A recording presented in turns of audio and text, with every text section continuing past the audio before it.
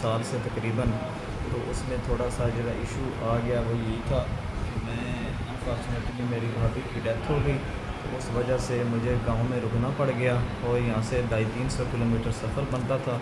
اس وجہ سے میں یہاں پہ واپس آ کے ڈیالسس کروا کے نہیں جا سکتا تھا، تو گھر میں آپ کو پتہ ہے جب فیملی میں اس طرح کا سڈن ڈیتھ ہو جائے تو پھر مسئلے بن جاتے ہیں۔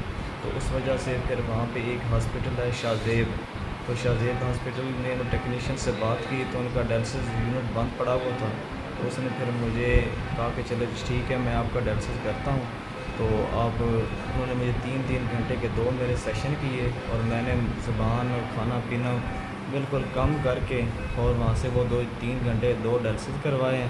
اس وجہ سے میں لاہور آ نہیں سکا، اور اس کے بعد یہ میرے ناک سے بلیڈنگ بھی شروع ہو گئی، ٹھیک ہے۔ پھر میں نے ڈاکٹر سے ایڈوائز بھی کیا، تو انہوں نے کہا کہ فوراً آپ لاہور پہنچیں۔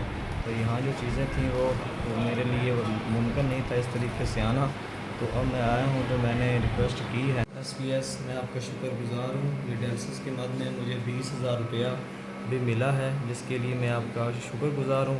میں دعا گو ہوں کہ ایس بی ایس جو ہے وہ دن دگنا رات 4 گنا ترقیاں کرے۔